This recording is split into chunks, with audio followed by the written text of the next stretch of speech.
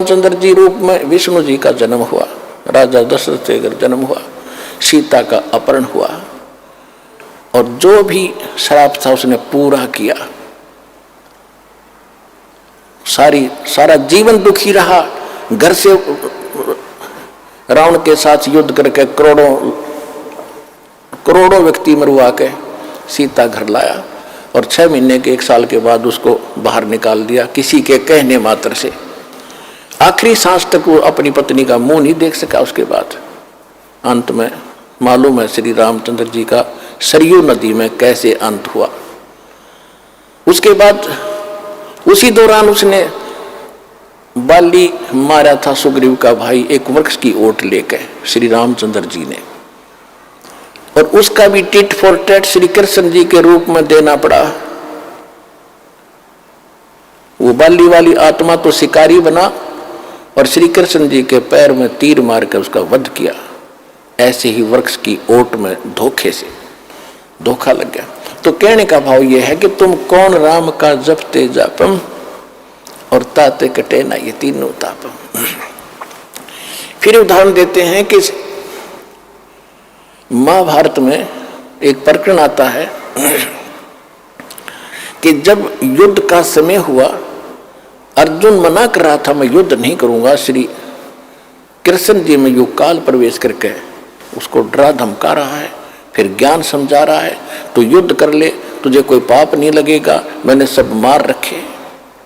उसकी बातों में आकर डर डरा के अर्जुन ने युद्ध कर लिया और युद्ध के अंदर जो पांडवों को पाप हुआ उस कारण से युधिष्ठिर जी को बुरे सौपन आने लगे। जब राजगद्दी पर बैठ गया वो उसके, और श्री कृष्ण जी उनके धार्मिक गुरु थे, तो अपने कोई दिक्कत आती है तो गुरु से ही समाधान शिष्य चाहते हैं। तो पांडवों के धार्मिक गुरु, यादवों के धार्मिक गुरु श्री कृष्ण जी थे। श्री कृष्ण जी से जब पूछा कि ये क्या कारण है और क्यों ऐसा हो रहा है, भाई को बहुत बुरे सौपन आ रहे हैं, खाना नहीं खा रहा है, आंखें फटी फटी सी रहती है, न बोलता है, सहमा सा रहता है, जैसे कोई मेंटल हो गया।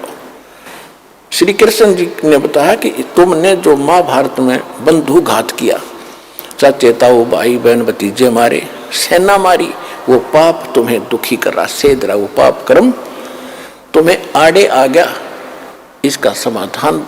तो उस समय अर्जुन को महसूस तो हुआ कि युद्ध के समय जब मैं मना करूं था युद्ध करने से, और कृष्ण कह रहा था तू क्यों नहीं करता, तू तो सूरवीर है, क्यों अपने लक्षण को भूल गया है, ये है वो है, और मैंने सबको मार रखा है, तुझे पाप नहीं लगेगा। आज ये पाप कहां से आ गया? तो अर्जुन बोला नहीं, इसलिए नहीं बोला कि यदि मैं टोक दूंगा और अभी मैं आज प्रश्न कर देता हूं कि आप पहले तो कह रहे थे तुम्हें पाप नहीं लगेगा, और आज ये पाप कैसे लग गए?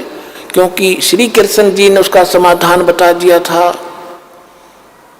कि पूरी पृथ्वी के जितने भी साधु संत और भक्त और जनता है, यानी साधु संत हैं, उनको आमंत्रित करो, एक अश्वमेध, एक यज्ञ का अनुष्ठान करो, यज्ञ, धार्मिक यज्ञ।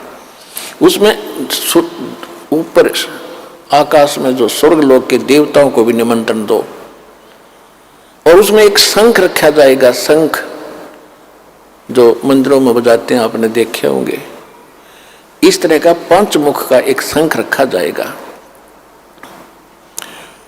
और उसमें जब यज्ञ शुरू होगी, सभी 33 करोड़ देवता, 88,000 ऋषि, 12 करोड़ ब्राह्मण और 56 करोड़ यादव, 9 नाथ 84 सिद्ध, ये सभी वहां पहुंचेंगे।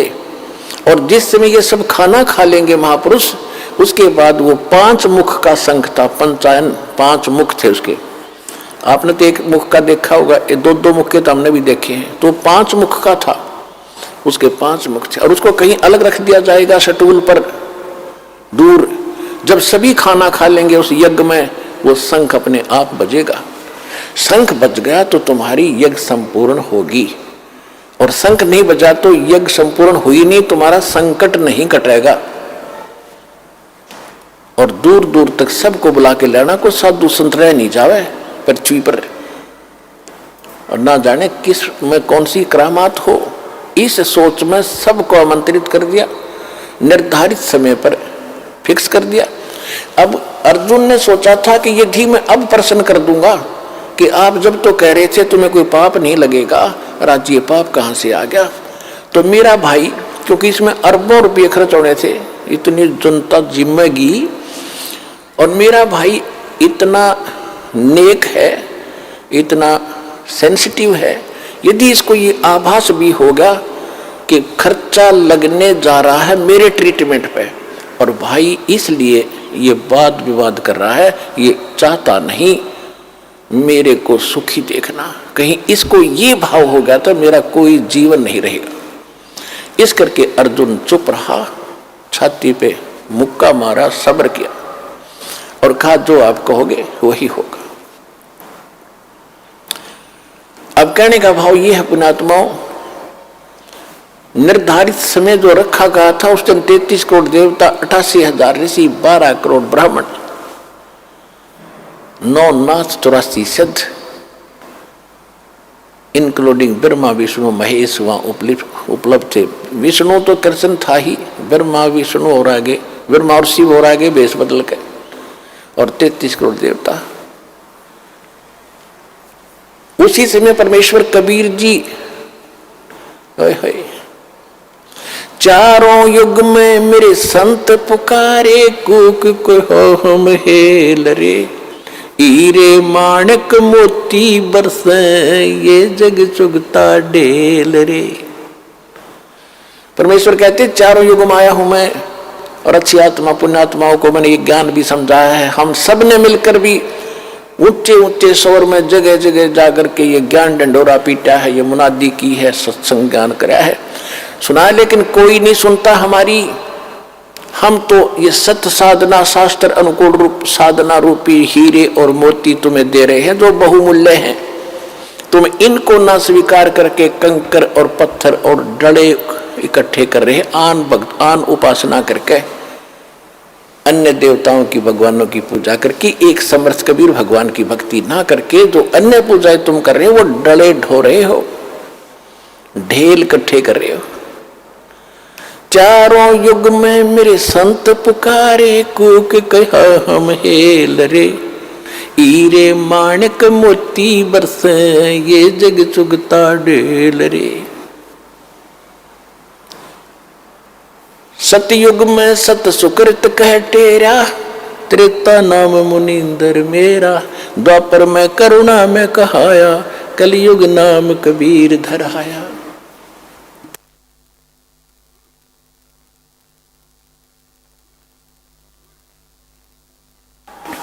तो द्वापर युग में परमात्मा करुणा में नाम से आए थे। एक लीला जैसे कबीर जी के रूप में सतयुग में, इसमें कलयुग में की है, ऐसे ही उस समय वो परमात्मा करुणा में नाम से आए थे, और कमल के फूल पर एक सरोवर के अंदर परमात्मा बालक रूप धारण करके वहां अवतरित हुए थे, सतलोक से चल कर आए थे। वहां से उसको एक वाल्मीकि परिवार जो निसंतान था वो ले गया था उठा के। तो उस समय परमात्मा वाल्मीकि कहलाए थे, क्योंकि वाल्मीकि जाति ऋषि वाल्मीकि जी के बाद उसके अनुयायियों की बनी है, जो सतयुग में प्रारंभ होगी थी वाल्मीकि जाति। तो उस जाति में जन्मे थे वो, तो वहां परमात्मा वो उठाकर ले गए थे दंपति कबीर जी को, तो इस कारण से वो वाल्मीकि कहलाए जाता। और उसी वाल्मीकि के उस यानी वाल्मीकियों में ही एक सोपच नाम का एक सुदर्शन थे, सुदर्शन नाम था। केवल उसने भगवान को पहचाना था। उसने भी जब पहचाना था जब मालिक ने ऊपर ले जाकर उसको वापस छोड़ा था। उसके बाद उसका बिल्कुल भ्रम निवारण हो गया था, लेकिन सुदर्शन के माता पिता नहीं मानते थे, और खुद परमात्मा के माता पिता भी नहीं मानते थे। वो भी रामकृष्ण इन्हीं के पुजारी थे, विष्णु ब्रह्मा शिव जी के। लेकिन सुदर्शन जी ने बालिक का ये ज्ञान नाम भक्ति ग्रहण किया था।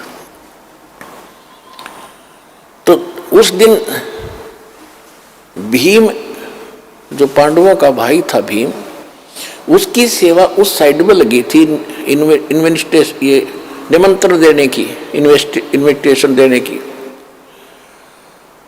और उसने जाकर देखा, सब जगह वो अपना निमंत्रण दे के आ गया, जा रहा था। तो वहां एक झोपड़ी में सुदर्शन जी रहते थे, वाल्मीकि। और वहां जाकर के उसने कहा कि महाराज, अब मैं युधिष्ठिर राजा का भाई हूं, भीम मेरा नाम है, और आपको ये निमंत्रण देने आया हूं, आप अवश्य आइएगा, हम एक अश्वमेध यज्ञ कर रहे हैं।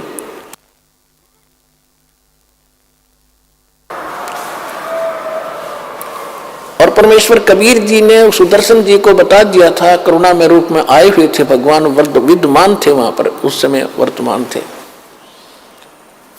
उनको बता दिया था कि ऐसे ऐसे ये इन महाभारत जो किया है, इनको बहुत हानि होगी। और काल ने युदास करा दिया, 18 करोड़ आदमी मरवा दिए, और पाप इनका सिर रखवा दिया पांडुओं का, और इनका बहुत बुरा हाल होगा। सुदर्शन इतना कहर इन्होंने कर दिया, राज खुश होकर राज कर रहे हैं, कितने दिन करेंगे इस राज को, इतने जीव मरवा के। पाप का मालगाड़ी भर ली इन्होंने मूर्खों ने। कहते हमारा ज्ञान किन्हें ना सुनिया, पर भी लेड़ जात है दुनिया। हमारी ज्ञान नहीं सुनते, और बकवादों में कहीं पर भी नहाने जाओ, कभी तीर्थों पर जा रहे हैं, कोई और साधना कर रहे हैं। तो सुदर्शन जी को बात याद आ गई, गुरु जी बता रहे थे ये तो वो आदमी है। तब सुदर्शन जी ने कहा कि अरे भीम, तुम्हारे अन्न को जो खाएगा वो सीधा नरक में जाएगा, ऐसी गलती सुदर्शन नहीं करेगा। तुम तो अपराधी व्यक्ति हो, तुमने लाखों बहन, करोड़ों बहन विधवा कर दी, करोड़ों बहन बच्चे अनाथ कर दिए रे। अब उस नरक को खा रहे हो, उस रक्त को चाट रहे हो, और जो तुम्हारे अन्न को खाएगा वो भी तुम्हारी तरह नरक में जाएगा। हम नहीं आएंगे, यदि मुझे बुलाना है तो जैसी जो यज्ञ तुम करने जा रहे हो, ऐसी यज्ञ 100, ऐसी यज्ञों का 100 का फल मुझे दे दो, तब मैं तुम्हारे ग्रास तोड़ू, न कौन नरक में जा, ऐसे पाप के अन्न को खा के। अब भीम भी पहलवान था, मोटे दिमाग के व्याघ्र पहलवान, और फिर राज की ताकत, बॉडी की ताकत, श्री कृष्ण जी की ताकत के हमारे साथ भगवान रहते हैं।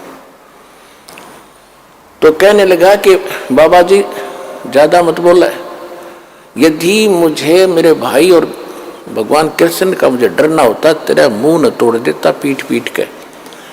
खबरदार फालतू बकवास करिए, तो आना होता ये ना मत आइए, ये कैसे कह दिया हम अपराधी हैं।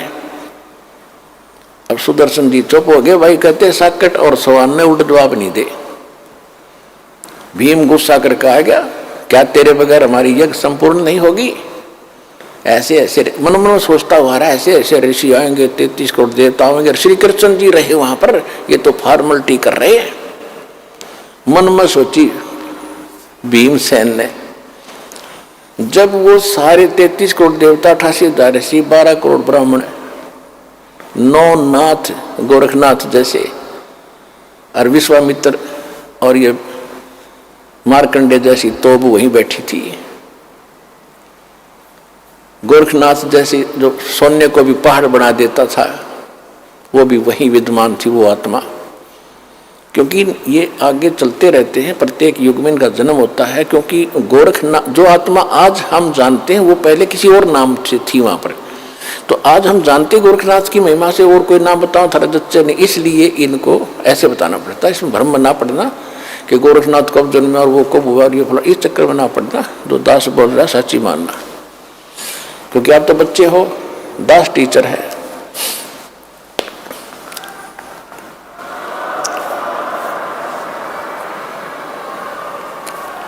अब बताओ 33 करोड़ देवता, 88,000 ऋषि और 12 करोड़ ब्राह्मण, 56 करोड़ यादव श्री कृष्ण जी के वंशज 56 करोड़ थे द्वारका में। वो उनके रिश्तेदार थे, क्योंकि अर्जुन ब्याह था, श्री कृष्ण जी की बहन ब्याही थी अर्जुन का सुभद्रा, तो रिश्तेदारों ने ताना ही आना था। वो 56 करोड़ रिश्तेदार आ रहे। धार्मिक अनुष्ठान में सब ने भोजन कर लिया, संघ की तरफ इंतजार कर रहे थे, टस से मस ना हुआ।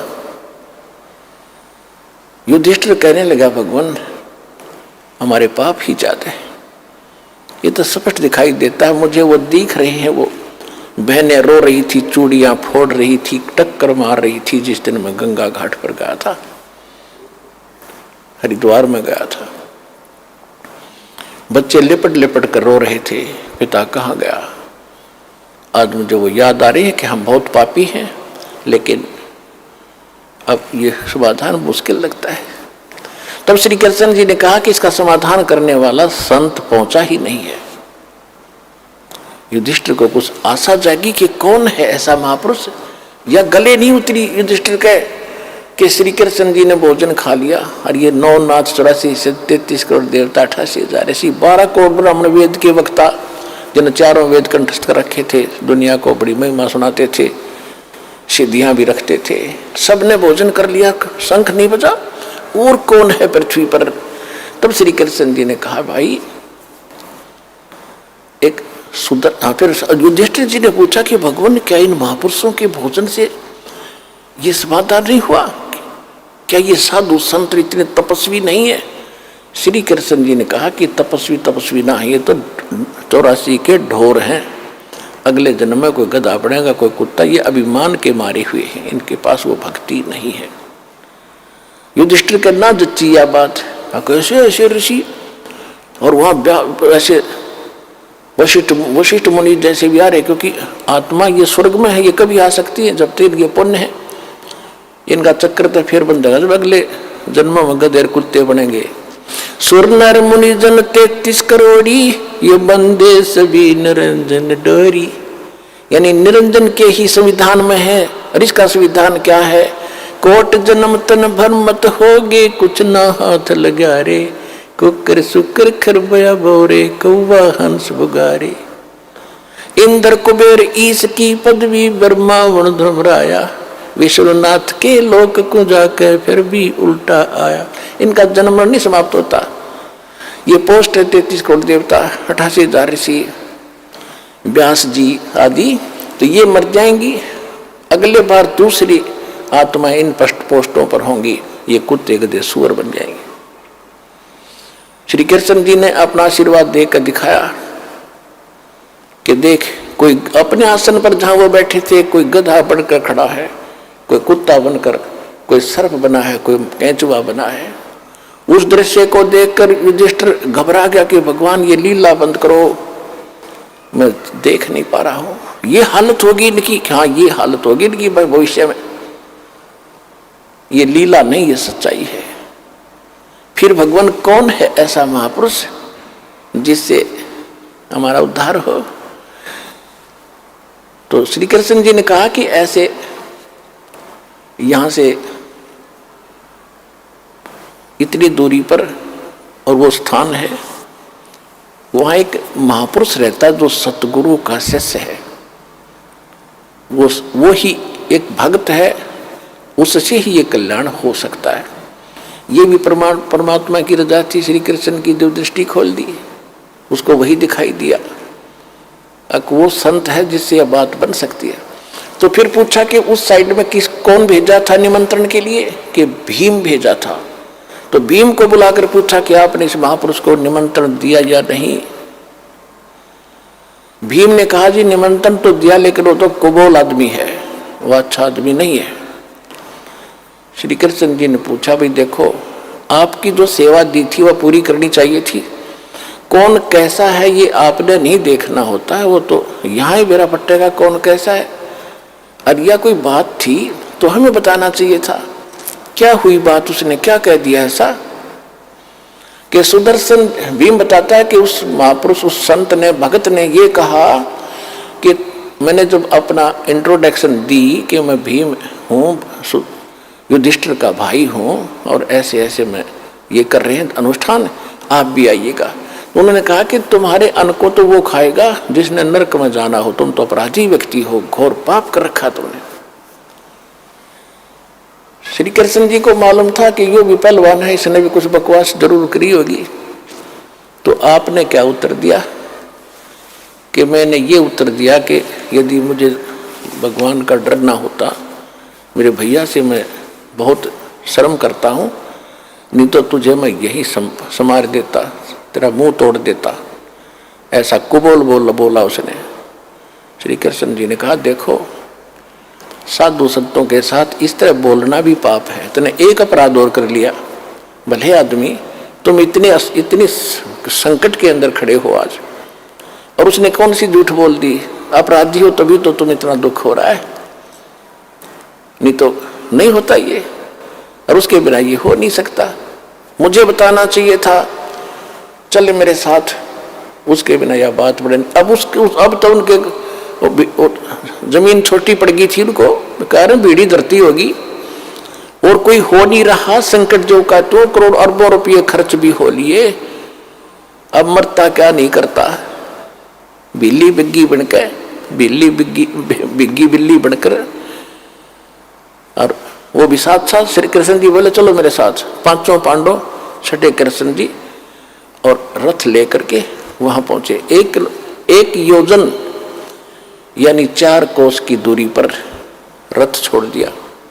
रथ पीछे पीछे आ रहा है और पांचों पैदल चल पड़े।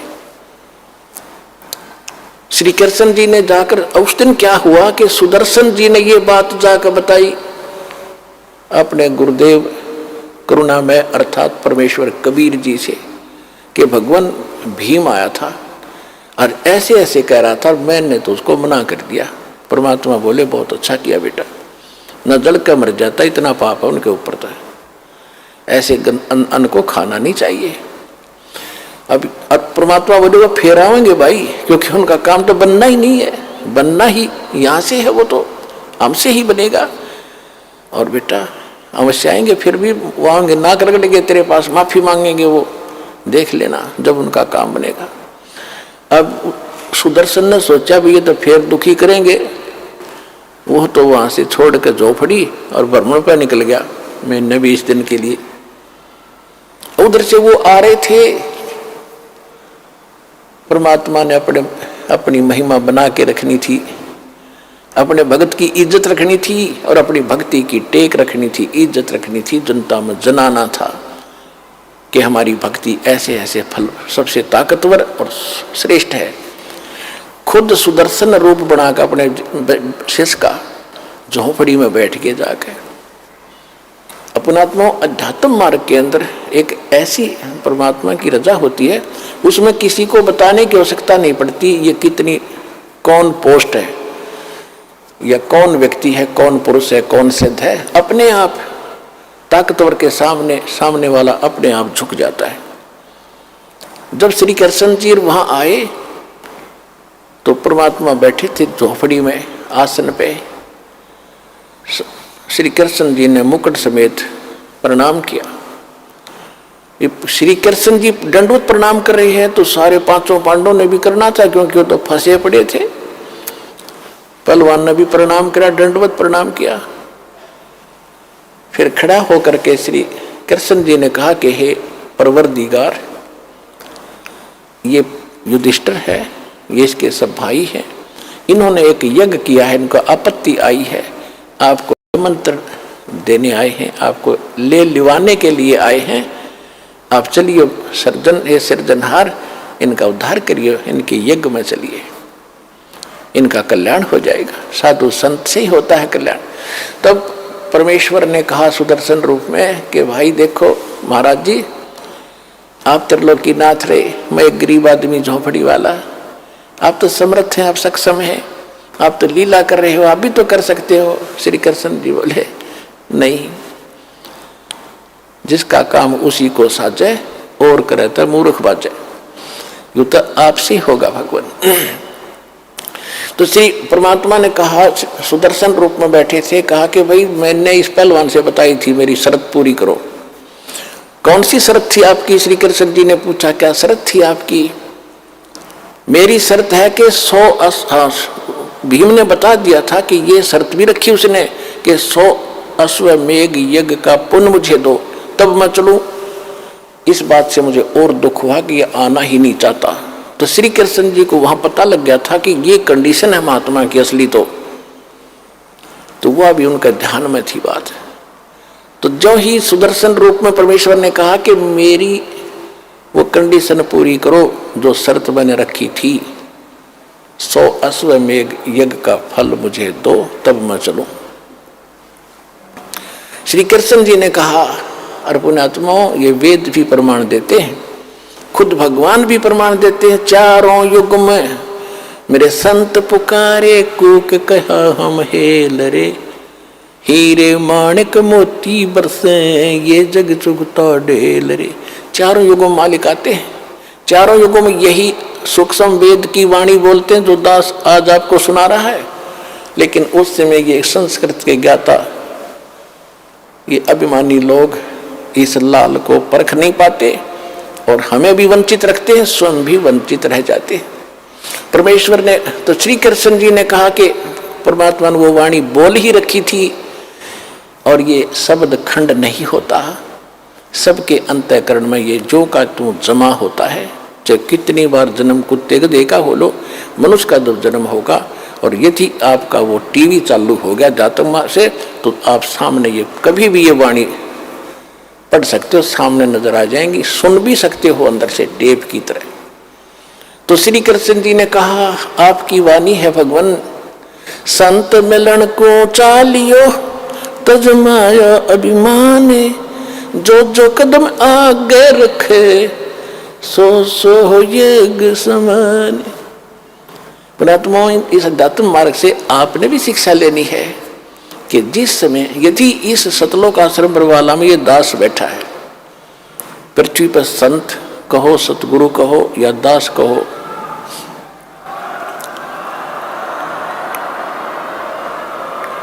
जिसके पास वो अनमोल खजाना है जो किसी के पास नहीं है, इससे वो अनमोल खजाना प्राप्त करने की विधि कैसे है?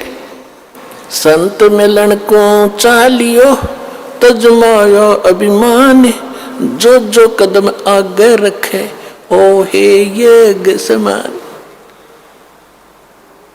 अब जैसे आप यहाँ आते हो, अपनी पद, अपनी ताकत, अपनी ऊंची जाति, सम्मान, पद, इसको भूल के आया करो, यहाँ मत लेके आया करो। ये बीमारी है, ये तो रोग है भयंकर इस जीव के लिए।